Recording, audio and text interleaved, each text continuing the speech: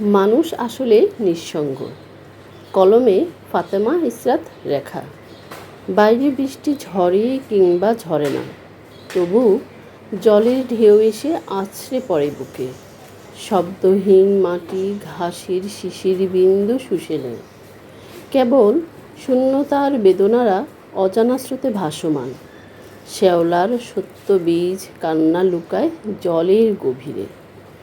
জীবনের গর্ভে থিতু হয়ে বেড়ে ওঠে নিষ্পাপ শিশু, কিন্তু জীবন বেড়ে ওঠে দুর্ভিক্ষের চিহ্ন এঁকে বুকে।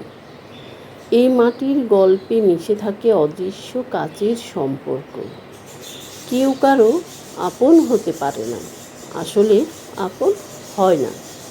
শুধু জীবনের প্রয়োজনে নিত্য নাটকের পর্দা ওঠে জীবন নামক রঙ্গমঞ্চের নাট্যশালায়। কেউ কেউ মিথ্যা সান্ত্বনায় মানিয়ে চলে নীরবে, কেউ বা শস্যের মতো ছড়িয়ে ছিটিয়ে বাঁচে মিথ্যা আর মায়ায়। তখনও ভিতরে তুমুল বৃষ্টি ঝরে দুচোখ বেয়ে। নির্বোধ সময়ে খুব কাছ থেকে ঝাপটে ধরে নিঃসঙ্গতা।